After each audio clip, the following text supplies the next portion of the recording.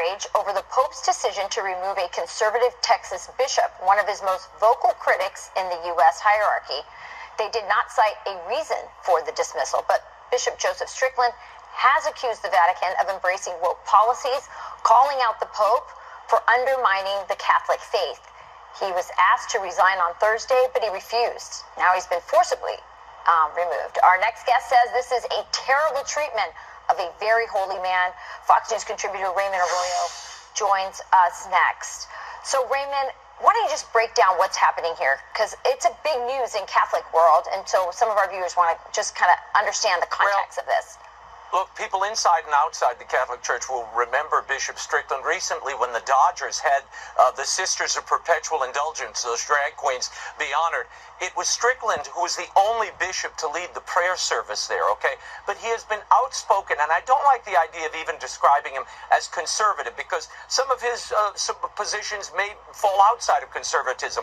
I would describe him as a traditional Catholic bishop defending traditional teachings on marriage and life and the sanctity of marriage and the totality of the human person and what you're called to do.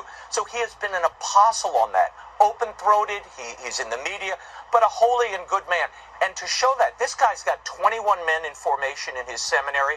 In a diocese of 55,000 people, he raised $2 million in a matter of months with his bishop's appeal. So everything was humming along in Tyler. What was happening is I think you had partisans, progressives, who didn't like what he was doing, and they didn't like his visibility. So for whatever reason, a Vatican investigation was kicked off over the summer, and they sent in, Rachel, just to be perfectly blunt, some of the worst people you could imagine. I mean, one of the investigators was a retired bishop from Tucson, a guy named Gerald Kikanis.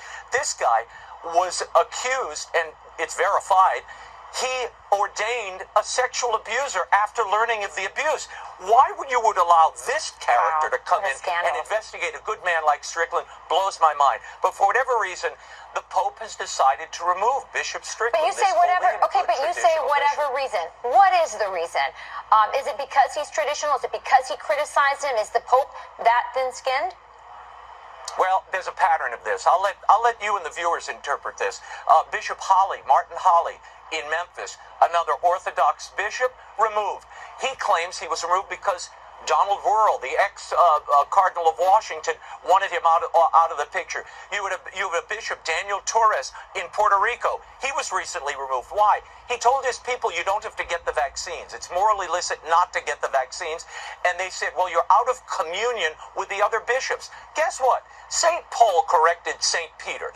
And maybe it's time for people to rise up and simply speak out and say, this is what Christ teaches, this is what the church teaches, and if you're going to remove bishops, you have to provide an explanation to the people of God. You say you want to listen to the people. We had this whole synodal meeting in Rome over the last few months, nobody ever heard about except, a few people in Catholicism, but they claim they want to walk with the people, listen to the people.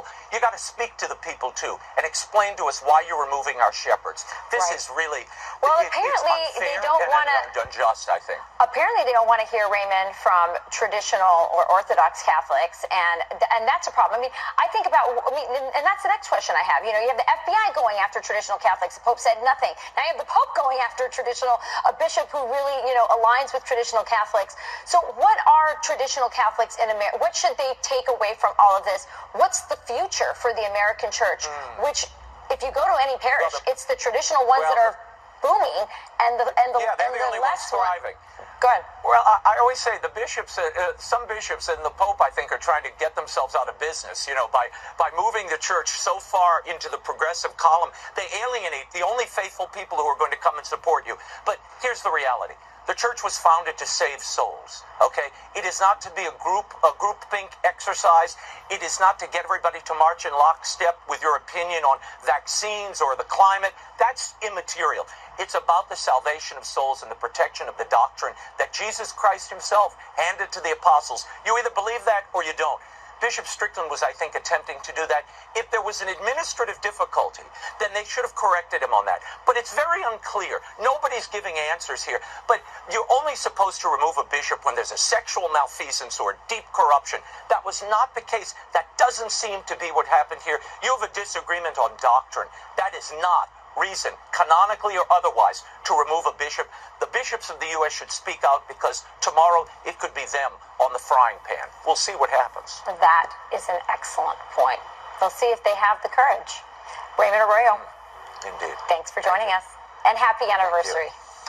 Thank you.